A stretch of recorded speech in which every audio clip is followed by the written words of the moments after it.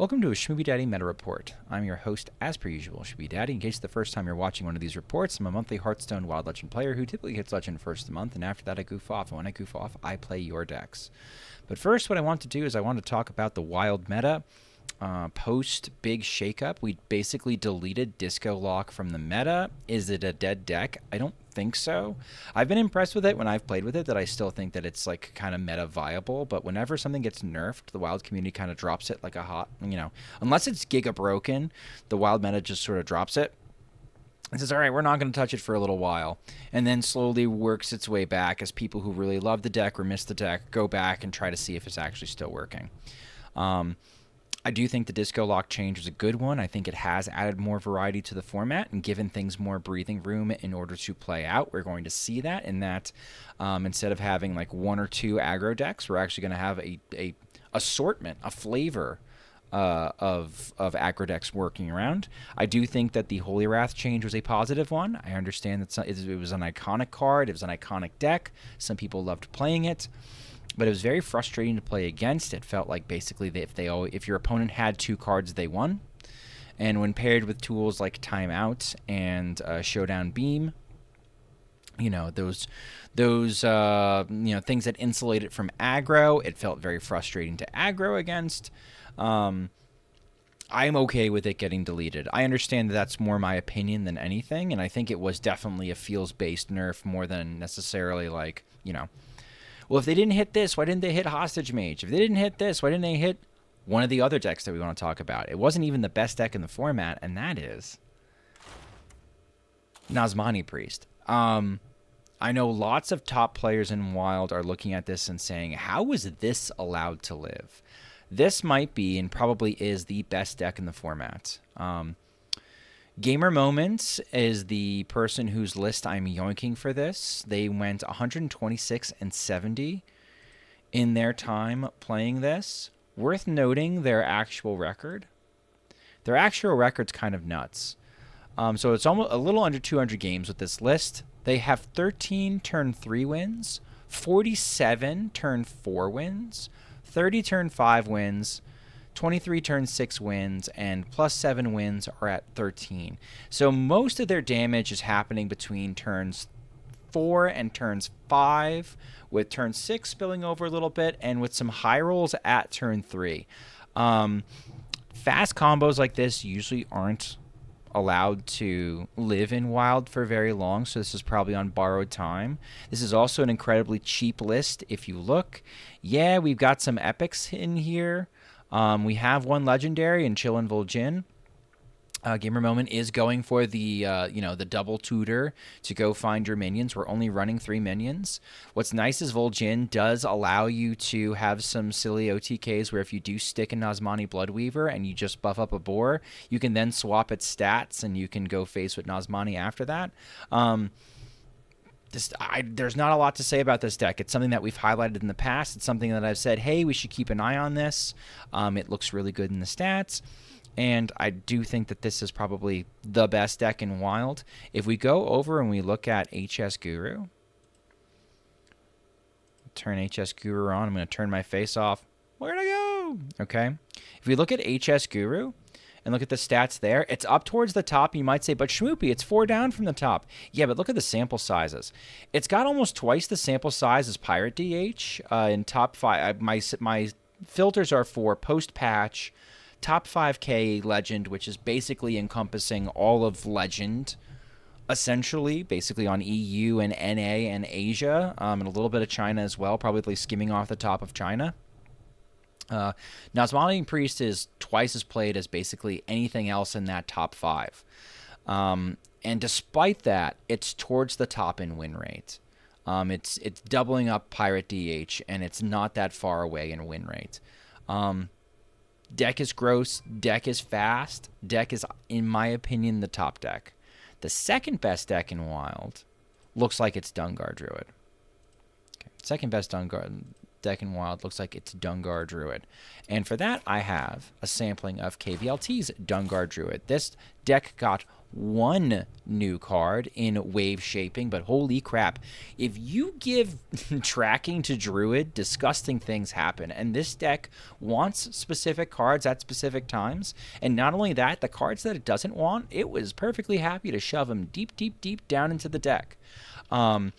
If you want some advice on how to play this deck, we did do a guide with KVLT on how to play it in my how to play section. You can go check that out.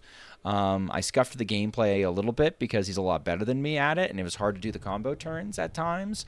But you get some examples of successful combo turns, and you should watch KVLT stream because he's usually playing, at least a few games of this deck on a given night, as long as he's playing Wild. So check this out. This definitely, I've said it before, it looks very linear on paper. It looks like drop Dungar and win, but it's not. It is so much more than that.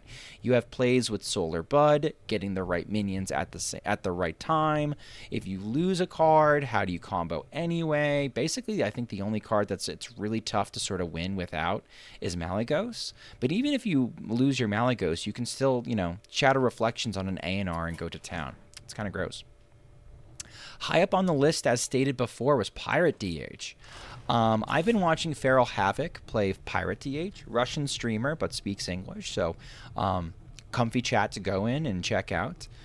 Pirate DH has perpetually been sort of having an issue with being like a 24, 25, 26 card deck. So why not rat up Broxigar in it? So we're running Broxigar, and what's nice about Broxigar is it's running a bit of draw in the deck that is kind of starved for draw. I mean, for God's sakes, we're running Magnifying Glaive. There's a little anti-synergy between Magnifying Glaive and Axe of Cenarius, but it's all sort of board-based. It's all sort of draw. We're running a Glide. We're running, different things that we can do to sort of draw our cards. And I've liked this code, and I like how it looks. And watching Feral Havoc play it, it plays like Pirate DH. You have your early blowout turns with Treasure Distributor. You can cover it with Mana Burn on turn 2, followed by a Hosen Roughhouser to sort of buff everything up and go face. And if they clear that board, that's okay. We've got Field of Strife. We've got Dangerous Cliffsides. We've got Cannons. We've got a lot of bursts and a lot of sustain because you're basically printing 1/1 chargers for the rest of the game from there. And so you chip until you blow them out over the top with Demon Render Kurtrus. This looks I'm sure this is very strong now that Disco is sort of pushed to the side and the stats are bearing that out. Okay. Very interesting deck discussion to have is Questline DH. Questline DH looks very good. Questline DH looks very good. You'll notice that Broxigar DH is right here.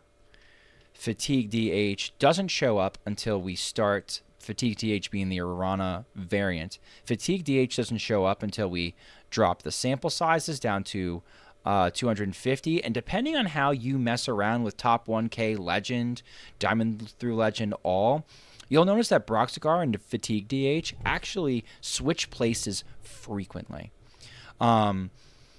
So which version is better, Schmoopy? Well, I think it's a really interesting discussion to have. If we look at the deck itself, Broxigar DH deck, and we sort by time ways in general, so basically the existence of this variation of the deck.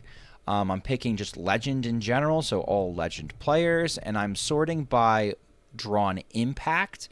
So what cards are winning me the game when I draw them, when I play them. This is including in the mulligan as well, is sort of pushed in here.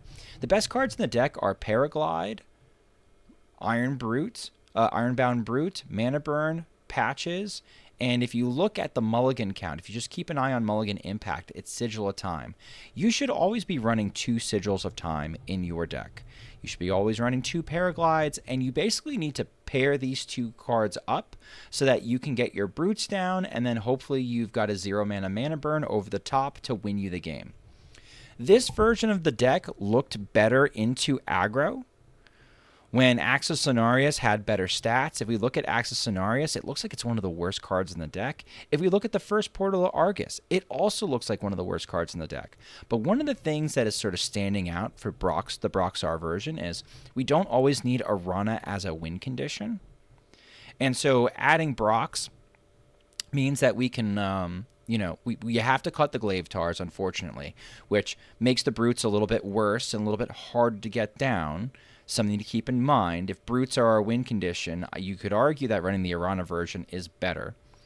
But Axis Cenarius, if you look at the kept impact, and we sort by that, if you know you're going into aggro, Axis Cenarius has a crazy win rate because it's really good into aggro. You can clean up some early threats. Early, you're drawing, you're doing the things that your deck wants to do. Consume Magic is also incredibly high, I'm assuming, because if you know you're up against, let's say, Discard Warlock, having Consume Magic on hand to silence a Merchant or silence a Tiny Knight early seems to be like a really good idea. So that's also why that's so high up on the kept impact. Patches, you just have infinite tempo for the rest of the game. That makes a lot of sense to me. You know, I can see where there are definitely some, you know, good reasons to run the Brox version. Probably if you're, it's definitely an easier pilot of Questline DH, and it's a little bit simpler. And it looks like it's, you know, it has at least one card that's better into aggro, let's say. But if you want to play into Reno piles, if you want to play into more control variants, I think the Arana version is still best for me. My working theory is that people suck at playing Glaive Tar. Glaive Tar is often too slow for aggro matchups, and also people suck at playing it. And so if you're not good at playing Glaive Tar, cutting Glaive Tars is going to be more attractive, and you're going to play this version more. Let's just all agree on one thing. This isn't quite solved. I think it's really interesting that there's two variations of Questline DH, and Questline DH is broken. I will not be on purpose cutting Glaive Tar and playing the Brox version, because if I was, let's say, in a tournament, or if I was tryharding, I don't, unless I knew for a fact my opponent was going to bring some sort of aggro and I felt like Brox gave me the advantage in that lineup, I probably wouldn't bring this version. But I think we can all agree on one thing. Cut Zephyrus the Great from this list. My God, look how awful he is. But Schmoopy, he adds Wind Fury to Brox. He's freaking trash. He's weighing down the list. Cut this ass card and play something that's actually good, or at least like not this, so that we can see what this version can really do without, you know, bearing the weight of that card. It's atrocious. All right, you'll notice there's some other spicy things here when we start sorting to lower sample size, and I'll talk about some of them. All right, back to other lists. So other things I am confident in.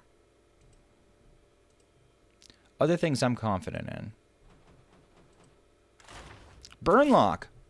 This is the face lock that I've been playing, chat. This is it. And I'm not showcasing my version. I think NHL nailed this list. The one drops are never impressive. We're playing freaking Sizzling Cinder,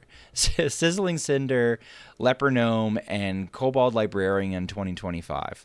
The thing that's genius that NHL did was Devious Coyote has had really high mulligan win rate stats for this deck in particular, but I have been very, very, very hesitant to play it, because finding ways to discount this so that it's not competing with the most important thing that this deck does, which is Merchant Soul Barrage, that's been my hang up about playing it at all. So NHL's like, okay, why don't we split the baby and just run one Devious Coyote? I love it because we can have the high roll of having Tachyon Barrage, keeping Coyote and Frenzied Fell Wings, and having that crazy coin barrage turn one pop off where we're showing a shitload of power really early on. Or even if we don't, if we just naturally draw our soul barrages and have been copying them, when you draw the Devious Coyote, you're statistically unlikely to copy the Coyote with only one copy, right? It's either a 50-50 proposition because you've got Soul Barrage and Coyote in the same hand, or if you've got two Soul Barrages and one Coyote, it's a 66% proposition that you're not going to discard the Coyote. I love those odds. You know, we gamble a little bit. I think it looks good enough in the mulligan stats and the played win rate that it's worth trying one of. I don't think I'd go over one. Unfortunately, the 2-mana 4/4 dragons look like ass. Flame Imp is looking like too much face damage. I'm just going to trust NHL's Cook because I think I've played this list and I like this version a lot. If you want that hyper aggro burn style of list, and you missed that from, you know, that fun part from doing Discard Warlock, this is the list for you. It's also giga cheap. There are no legendaries at all. I'm not sure how much dust it is off the top of my hand because we do have an epic and Smothering Starfish and a couple in Ash and Elemental, but it is dirt cheap. It is effective. Cursed Catacombs too, now that I think about it. But it is cheap. It is effective. This is something you can play in Wild, and you will smoke a lot of people with it if you try it. Okay, one deck that popped up on HS Guru that has been fascinating to me. Look at how up Pirate Rogue is. What does that list look like? Well, that list I got to try out today, and I am blown away by it. If you play nothing from this meta report except for one deck, I think this is the one deck I want you to try and play. It has been so impressive to me. It's Copper Scum again. He's cooked a Pirate Rogue, and it looks like it's tier 1 consistently with a lot of people playing it. We're running the Swift Scale Trickster Saladrisil High Roll. That's not really what you need from the deck, but it's a thing that you can do. The best thing that Pirate Rogue does these days is taking a South Sea deckhand with a weapon equipped, so it has charged, throwing a bunch of Cold Bloods on it, and then playing a Sailboat Captain and hitting it with Wind Fury. That is the nuts. And what's cool is our weapons are our draw. So you always have a weapon equipped. You always have a quick pick. And before your quick pick breaks, maybe you hit it with a Swarthy Stormshimer. Maybe you've got Kingslayer picked up. I completely underestimated how good Kingslayers are. The fact that it draws legendary cards and not just legendary minions was an underrated fact that I completely glossed over. This can draw your Shadow of Demises, so all of a sudden your 1 Cold Blood turns into 2 Cold Bloods. Or this can draw your Saladrisil, so that you have, if you have your Swift Scale Trickster in hand, the ability to pull the scam off. You're filtering it out of your deck, and you're drawing everything else. And oh, by the way, we've got Toy Boat, which we can sort of tempo out, which we don't care about because our Quick Pick and our Kingslayers are so effective at drawing or filtering our minions out. Heck, you can coin Kingslayer and pull patches. No, but this deck is really good. This deck has felt really strong. I've beaten up on a couple of decks that have not expected the amount of burst that I could provide. I beat a Warrior today by having their HP and then hitting them for like, I had a 10 attack minion with Wind Fury, so I hit him for 20 after that. It was disgusting. Try this deck out if you have the cards. I think it's super strong. I'm giving it to all my friends. I sent it to my wife. I'm full sending this. It would not shock me if this deck gets placed higher up on this as far as like best decks that I'm confident in Wild. This might be the 3rd best deck in the format, to be completely honest with you. I'm really, really high on it right now. But I have it lower down because it's only the first day that I've explored it. My gut's telling me that it's really good. The stats say that it's really good. Try this out. That thing's the nuts.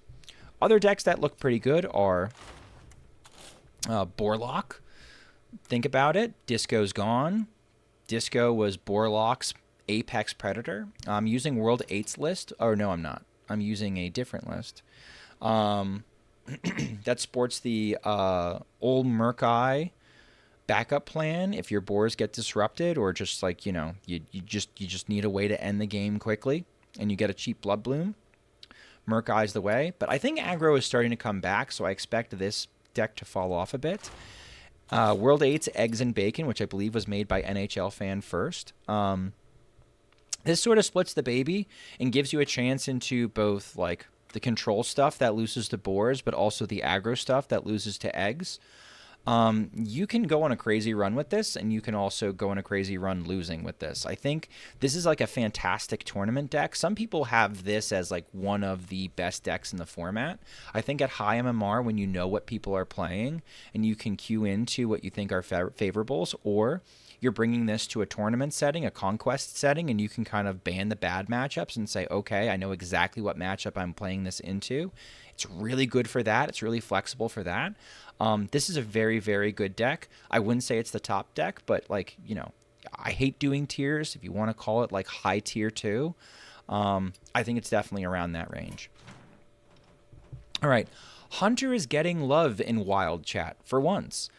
People are sort of, I would say, like, Highlander Hunter is sort of perennially underplayed, chronically underplayed in Wild, where we have, it's just a decent deck with a very flat matchup spread. It's starting to get better into certain matchups. It's starting to pick on aggro. It's starting to disrupt combo a little better. Its favorables are feeling more favorable and less just like favored. I've got 2 flavors for you. One is Nefane's non-Lerox Hunter. Typically, non-Lerox Highlander Hunters top out at 6 mana, but Nefane is deciding to build around Elise for this build, which you might say, but Schmoopy, you hate that. I actually don't. It's not that hard to get a 0. We're already running a 0 with Serpent Bloom, and 9 mana Ziliax is a fine card. We've got a classic 7-drop that everybody wants to play in Dino Tamer Bran, and Reno Lone Ranger is broken. I could see that. Now, for this build, we are cutting Zihi. I know, we're cutting Zihi. But I don't think Zihi's been that good for a long time. If you want to say that Zihi is core because it messes with Astral Communion, I think that's totally valid, and that's a different build of deck. But I wanted to showcase this because I think this is a nice, broad spectrum. You could take this deck onto ladder and probably have success regardless of where your MMR is. So that's a nice non-Lerox version. And then we've got the Lerox version. And the Lerox version, this version I said on stream, I appreciated the fact that it has Stranglethorn Heart main deck. Now, I've already said that I prefer the Arana version of Questline DH on this meta report. That doesn't mean that it's the best. That means that is my preference, and I want to state that. Brox might be the better version of Questline DH. Right now, it looks like their win rates are going up, down, up, down, up, down. It's hard to say which is really best. I think it's situational. I think it's somewhat meta-dependent. I think it's definitely pilot-dependent because there's a lot of bad players playing Brox right now in Questline DH and not playing Arana. And so you've got like a bunch of players that are also sort of an albatross on the win rate.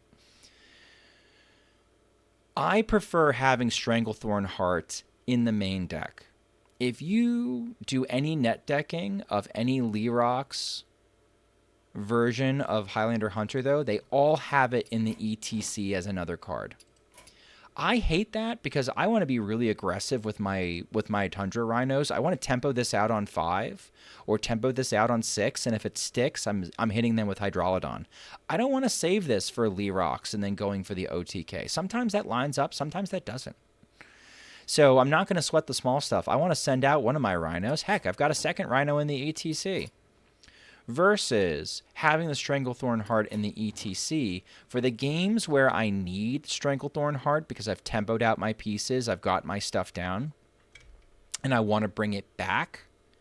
I have to play my ETC and then sit with Stranglethorn Heart in my hand with the intention to play it next turn where it can be stolen by Feautured, or I have to take it from ETC and then immediately trade it away, which feels terrible to me as well.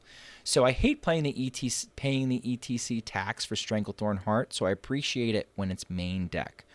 Either way, that's probably incorrect. You don't need this card for a majority of your matchup. It's probably better in the ETC. It's probably the ideal ETC card. I just don't like the pattern of play. So I'm showcasing this list as an example of Lerox OTK, but you can move this into the ETC and be perfectly fine. It's a valid deck. It's a decent deck. It's good. All right. Astral Communion. Another spot where my opinion is different from where science and logic is heading.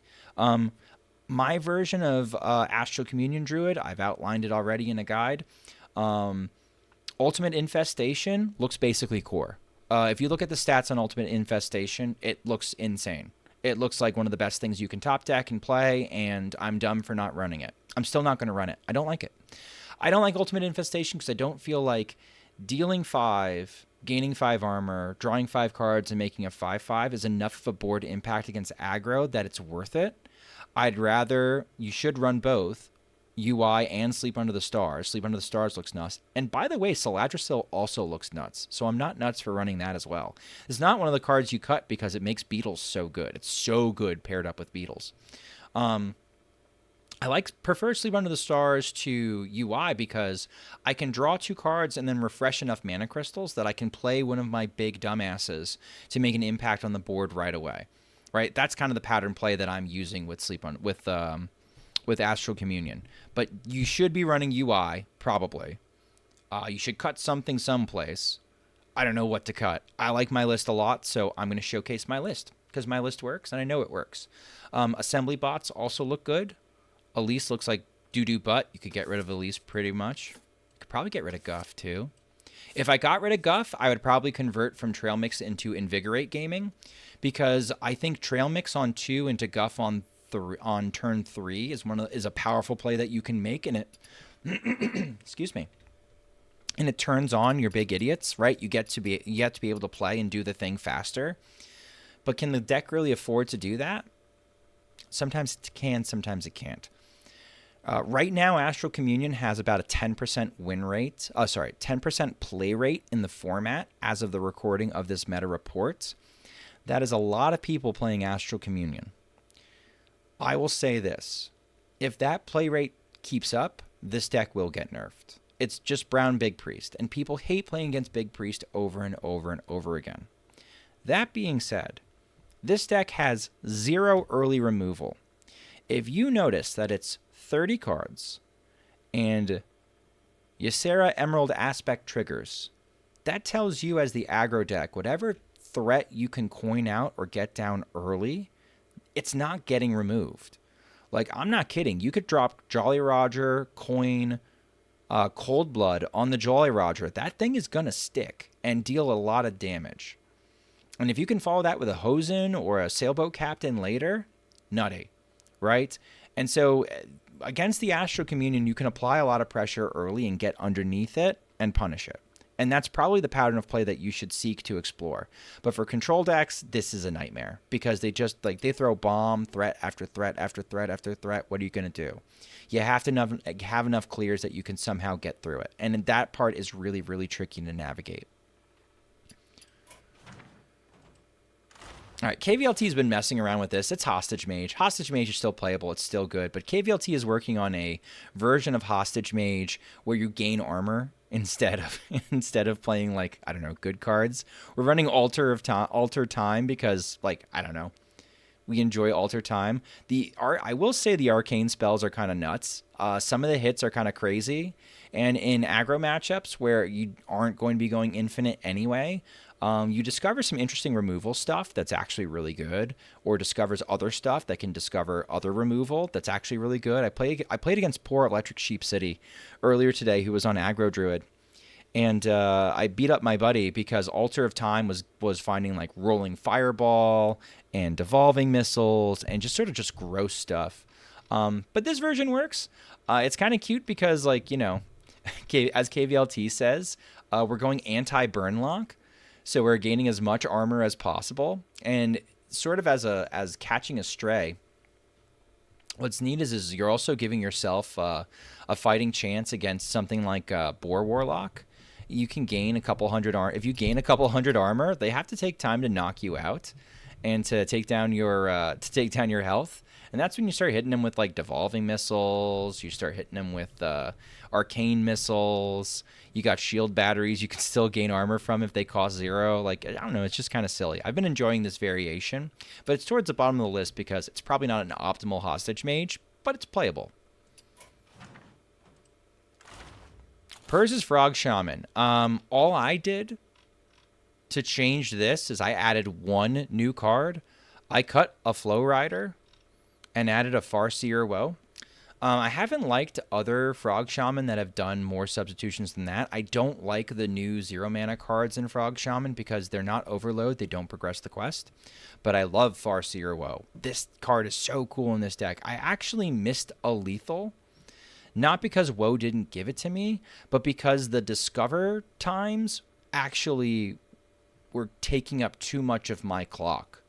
I should have cast more spells to start that dealt damage, and then tried to dig for spells that dealt damage with Farseer Woe later. He's a great 3rd round if you need it. Like, let's say you've sort of gassed out, you've used all the volcanic bursts and stuff, you've used up your pop-up books. You still got a Flash of Lightning. Use a Flash of Lightning, drop Farseer Woe, and see what happens. You could get there. He's a really good card, especially in this list where we've got a lot of mana cheat. Last but not least, you will notice on HS Guru, there's a deck that was popped up that said Odyn Warrior. And you might say, oh, Schmoopy, you like that deck. It's a little different. This Odyn Warrior, which is rated very highly up there, and you see it's got a decent sample size. It's almost over 1,000 games. A lot of people have played it at this point. I will probably play it offline as well for funsies. I'm calling it Odyn plus 125. It's not Skipper Odyn Warrior, which is my preferred style, but it's more of just like a control warrior variation. It's 30 cards, which people love, and you're going for the Ceaseless Expanse scam, basically. You've got Sphere of Sapience, so that when you reject the Ceaseless Expanse, you put it down at the bottom of your deck for it to be easily dredged up by Igneous Lava Gorger, which gives you plus 125. Polk Out means that you top deck Ceaseless Expanse with Sphere of Sapience up so that you force that interaction to happen. And then we have the new broken cards in Unleash the Crocolisk and For Glory. I could see this deck absolutely slapping aggro around. That would be a ton of fun to do. And you drop Odyn so that the armor that you can gain later is now lethal. We've got Ignis to go get a 1-mana Wind Fury weapon, or if you need to, I don't know, you go for a Wind Fury value 10 or value 5, whatever you want to do. Looks like fun. This deck seems like fun, but like the amount of times that I've had to not have my Finley, but I draw my Ceaseless Expanse, and I'm just maulding, and I'm bitching, and I'm pissed. Too many times to have this any higher than I already have it on the meta report. So those are 14 decks that you could try. Best deck in the meta, second best deck in the meta, sort of a scrum for the best after that. I think stats would probably be something like these three are duking it out. Face Lock is Face Lock. It's cheap. It's fun. It's burn. Boars if you like doing boar things.